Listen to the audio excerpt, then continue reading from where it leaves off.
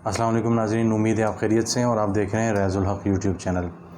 नाज़रीन, पिछले 48 या 72 घंटे की डेवलपमेंट्स अगर हम देख लें तो इससे मुल्क में एक कन्फ्यूजन का सा अंदाज़ा होता है, और वो कन्फ्यूजन किस किस लेवल पे है और इस्टेब्लिशमेंट किस परेशानी से दो चार है।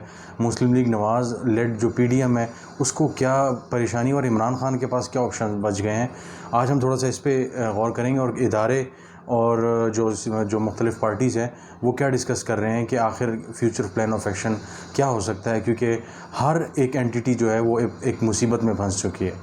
तो सबसे पहले आइए बात करते हैं हुकूमत की। ज़ाहिर हुकूमत चला रहे हैं, हुकूमत का निज़ाम 10 अप्रैल से, जब से उन्होंने 11 अप्रैल से इमरान खान की हुकूमत को हटाया और शहबाज शरीफ साहब वज़ीर-ए-आज़म बने और उसके बाद से उन्होंने इंतज़ाम संभालना शुरू किया। इस दौरान इनके कई नुकसानात हुए, जिनमें से अगर बड़े नुकसान की बात की जाए तो वो बड़ा नुकसान सबसे पहला जो था वो था कि पंजाब इनके हाथ से निकल गया और इन्होंने अरकान को मुनहरिफ भी किया। फिर उसके बाद सुप्रीम कोर्ट का उस पर फ़ैसला भी आ गया, वो हमने सारा कुछ देख लिया कि उसका कोई फ़ायदा नहीं हुआ और वापस जो है वो इमरान खान की हुकूमत वहाँ पे कायम हो गई।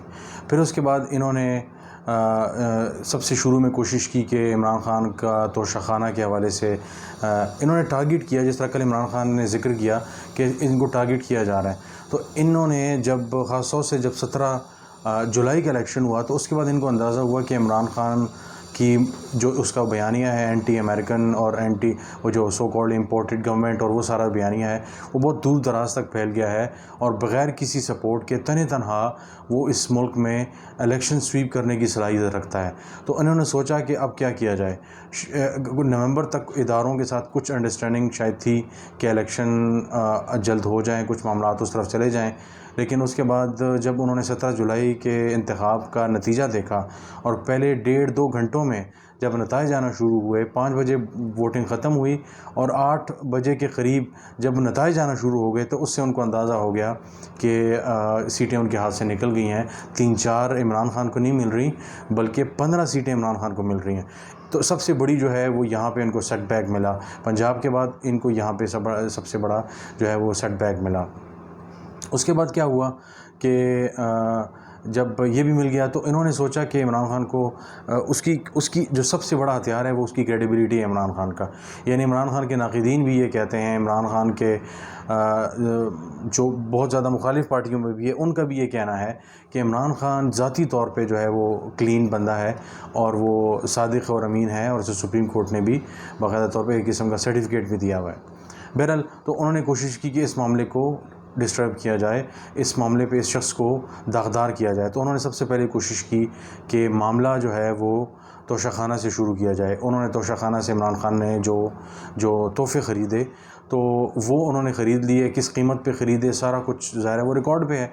अब अखलाक़ी तौर पे तो वो एक बुरी चीज़ है कि आपको दिया गया तोहफ़ा है और वो आपने जो है वो बाज़ार में पैसे कुछ दे के वो आपने ख़रीद लिए, लेकिन क़ानूनी तौर पे उसकी कोई वो नहीं बनती।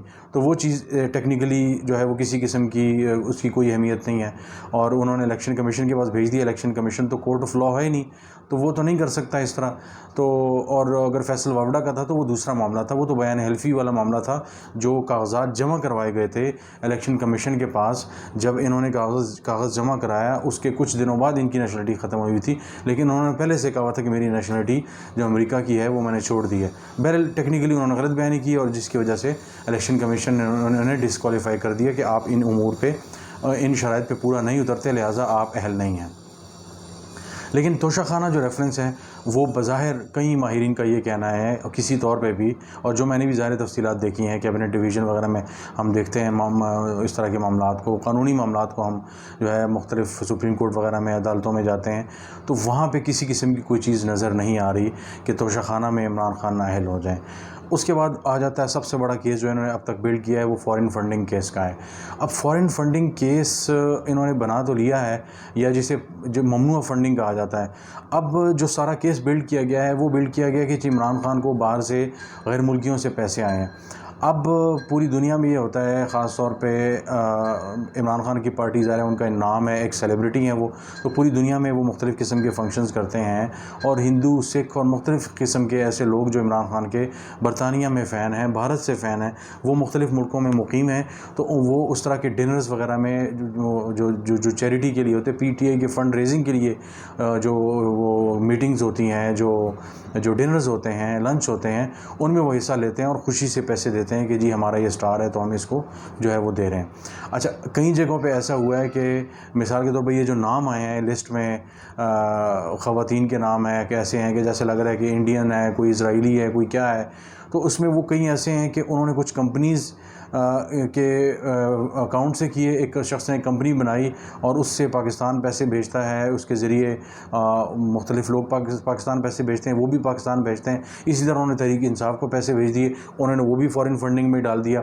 फिर इस तरह कई ऐसे अहबाब थे कि जिनकी बीवियाँ जो थीं वो गैर मुस्लिम थीं या क्रिश्चियंस थीं या कोई और उनका मज़हब था, तो या हिंदू वगैरह थी, तो उनके अकाउंट से उन्होंने पैसे भेजे या उनकी बीवियों ने भेजे, या ज़ाहिर है चूँकि उनका शौहर था या उनकी बीवी जो है वो पाकिस्तानी थी और उनका इस तरह का मामला था, कोई एक उनमें जो था वो नॉन पाकिस्तानी था, तो उन्होंने पाकिस्तान भेजे और उनकी डिटेल्स, और ये वो डिटेल्स हैं जो PTI ने जमा करवाई हैं। याद रहे कि ये वो डिटेल्स हैं कि डिस्कवर नहीं की, ये इन्होंने इलेक्शन कमीशन ने डिस्कवर नहीं की, ये इन्होंने जो तफसीलात PTI ने जमा कराई हैं इलेक्शन कमीशन में, ये वो तफसीलात है जहाँ से इनको पता चला है कि नीतीश कुमार हो गया, शशीश हो गया, ये सारे नाम हो गए, तो ये वो नाम थे। और कई लोगों ने बाकायदा तौर पे कहा कि हम 15-15, 20, 25, 30 साल से कनाडा, अमेरिका और बरतानिया में रह रहे हैं और हम वहाँ से पैसे भेजते हैं, तो हमें जो है वो गैर मुल्की ठहरा दिया गया है। तो बहरहाल ये वो चीज़ है कि मनी ट्रेल सारी बता दी गई है, मनी ट्रेल आ चुकी है, पाकिस्तान में पैसा आया, पार्टी के लिए इस्तेमाल हुआ है, लेकिन किसी के ज़ाती अकाउंट में नहीं गया, किसी ने उससे फ़ायदा नहीं लिया, किसी की जेब में नहीं गया, लिहाजा यहाँ पे भी ये केस बहुत ज़्यादा कमज़ोर है। हाँ, इस मुल्क में अगर बनाने पे आए तो बहुत कुछ बनाया जा सकता है, यानी नवाज़ शरीफ के वाले केस में नवाज़ शरीफ से 100 इख्तलाफ हो सकते हैं बहुत से लोगों को, और बहुत से लोग मतलब कोई भी ये शख्स मानने को तैयार नहीं कि उस शख्स ने शायद पैसा ना बनाया हो, लेकिन ये भी कोई शख्स मानने को तैयार नहीं है कि अगर आपने एक वज़ीर-ए-आज़म को अगर डिस्क्वालीफाई किया है तो एक ऐसे नुक्ते पे किया है कि जो बहुत कमज़ोर नुक्ता था, यानी करने पे तो किया जा सकता है लेकिन कमज़ोर नुक्ता था, यानी उसके ख़िलाफ़ केस था भैंस चोरी का, और पता चला आखिर में कि जनाब वो 6 साल पहले यहाँ से जो है वो 3-4 दिन के लिए दूध लेके जाता रहा है और ये जो दूध था वो गलत था। बहरहाल ज़ाहिर सुप्रीम कोर्ट का वो फ़ैसला था, तो अगर ये करना चाहें तो इमरान खान को बहुत से तरीक़ों से दाएं बाएं से इदारों पे दबाव डाल के वो किया जा सकता है, लेकिन टेक्निकली मैं आपको बता रहा हूँ कि इन तमाम केसेस में जान नहीं है, इससे कुछ नहीं हो सकता। तो हुकूमत तो इस फिक्स में है, इस परेशानी में है कि किसी तरीके से इमरान खान पे दाग लगाया जाए, इमरान खान को डिस्टर्ब किया जाए, इमरान खान को ऐसी तरफ धकेला जाए कि जो एक सपोर्ट बेस बन चुकी है। इवन मुस्लिम लीग नवाज़ और बहुत से ऐसे लोग जो पीपल्स पार्टी और दूसरी पार्टियों के हैं, जो मिडिल क्लास से हैं, जो यूथ है, वो ये यकीन रखती है कि सब पार्टियां जो हैं वो फजूल हैं। 3 साल इमरान खान ने लगाए थे, 3.5 साल, अभी तो और टाइम उसका बाकी था, तो इन्होंने आगे कौन सा तीर मार लिया कि उन्होंने इमरान खान को हटा लिया। ये तो 3 रुपये बढ़ाते थे इमरान खान वगैरह, इन्होंने 30-30 रुपये बढ़ाए। तो बहरहाल ये चीज़ें भी ज़ाहिर आम आदमी तो ये देखता है, उन्हें इससे गर्ज़ नहीं है कि IMF 150 रुपये जब उन्होंने फ्रीज़ किया तो उसका क्या नुकसान हुआ, वो करना चाहिए था या नहीं करना चाहिए था, लॉग बुक्स के वो क्या हुआ सारा, वो ज़ाहिर है आम आदमी इस चीज़ पे इतना फोकस नहीं करता। ये एक चंद फ़ीसद तबके के लिए ये चीज़ मैटर करती है। तो ये एक जो मैसेजिंग आम आदमी तक इमरान खान ने की है वो इनके लिए परेशान कौन है। तो इलेक्शन अगर दिसंबर तक भी होते हैं तो फिल वक्त इमरान खान को किसी किस्म का कोई थ्रेट नहीं है। अब आते हैं कि हम इस्टेब्लिशमेंट के पास क्या सिलसिला है। इस्टेब्लिशमेंट ने बज़ाहिर इलेक्शन के लिए अपोजिशन को PDM को 1-2 दफ़ा इशारों में पैगाम भिजवाया कि अगर अक्टूबर-नवंबर तक इंतखाबात हो जाएँ तो ये सूरत हाल बेहतर हो जाएगी। इस तरह आप से चीज़ें हैंडल नहीं हो रही। आप ख़ुद एक PDM जो है ना वो मांगे तांगे की पार्टी हैं, इधर से 4 वोट उधर से 6 वोट। जिस तरह इमरान खान की एक ऐसी हुकूमत थी, हर दफ़ा जो है वो रेवड़ की तरह उन्हें कंट्रोल किया जाता था जब कोई ऐसा बिल पास करना होता था या कानून साजी करनी होती थी। इनकी भी वही सूरत हाल है। इस पे ये न सिर्फ गुस्से हुए बल्कि बेफर गए और इन्होंने कुछ प्रेस कॉन्फ्रेंसेस की, फजल रहमान के बयानात हमने देखे, जिससे अंदाज़ा होता है कि इनको लगा कि यार ये तो मामला ऐसा है कि शायद इस्टेब्लिशमेंट इमरान खान के साथ मिली हुई है। तो उन्होंने जनाब अपनी जो है वो पीछे हट गए और उन्होंने कहा नहीं नहीं, हम तो किसी के साथ नहीं मिले हुए, हम तो मुल्क का भला चाहते हैं। उसके बाद ये हुआ कि अब नवंबर में जो अहम तैनाती आर्मी चीफ़ की होनी है, उनको वो भी रोक लगा हुआ है कि वो तैनाती कौन करेगा, नई हुकूमत करेगी, मौजूदा हुकूमत करेगी, कैसे करेगी। दूसरा ये कि जो मुस्लिम लीग नवाज़ है वो ये चाहती है गारंटी कि आने वाला जो सिलसिला है और जो अगर आने वाले दिन है, अगर उसमें नवाज शरीफ साहब वापस नहीं आते तो पार्टी को बहुत बड़ा नुकसान होगा। अगर इस्टेब्लिशमेंट को उन्होंने कहा कि अगर आपको इलेक्शंस कराने हैं टाइम पे, अगर आप चाहते हैं कि नवंबर दिसंबर या जनवरी तक इलेक्शंस हों, नवाज शरीफ साहब को वापस लाएं, उनके ख़िलाफ़ जितने भी केसेस हैं उन केसेस का किसी किस्म का कोई ना हो और बाकायदा तौर पर वो कैंपेनिंग करें। अब ये वो सारा मामला है कि यहाँ पे शायद इस्टेब्लिशमेंट भी राज़ी हो जाए, लेकिन इमरान खान को कैसे राज़ी किया जाए। अब इमरान खान की भी कुछ शराइत हो सकती हैं। इमरान खान का ये होगा, एक तो चीफ़ इलेक्शन कमिश्नर को तब्दील किया जाए, वो भी शायद मान लिया जाए, चीफ़ इलेक्शन कमीशन को तब्दील कर दिया जाए। उसके बाद उनका होगा कि आपने किसी किस्म की इलेक्शन में किसी की साइड नहीं लेनी, किसी की जो है वो धांधली या किसी किस्म का वो नहीं करना, क्योंकि इमरान खान को ख़दशा है कि उसकी जो मकबूलियत है उसको डेंट पहुंचाने के लिए, उसे 2/3 मेजॉरिटी से बचाने के लिए जो टेक्निकली अंदाजे लगाए जा रहे हैं कि इस वक्त मेजॉरिटी उनको हासिल हो सकती है, तो वो इस्टेब्लिशमेंट जो है वो मुस्लिम लीग नवाज़ पीपल्स पार्टी वगैरह के साथ मिल सकती है। तो इमरान खान को ये एश्योरेंस भी जो है वो होगी।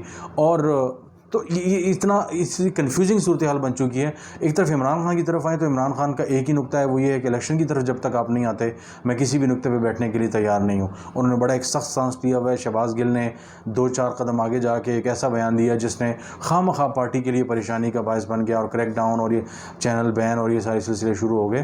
तो ऑलरेडी जब आपने इतना प्रेशर बनाया हुआ है, वो इस्टेब्लिशमेंट पे भी है, वो PDM पे भी है, 16 जमातों पे आपने एक प्रेशर बनाया हुआ है, तो इस किस्म का गैर ज़िम्मेदाराना बयान जो है वो शहबाज गिल को नहीं देना चाहिए था। और वो उनके चीफ़ ऑफ स्टाफ हैं, वो उनके तर्जुमान भी हैं किस्म के। तो इस किस्म का बयान उनकी तरफ से आना इंतहाई मज़े का खेस और बड़ा अनटाइमली है।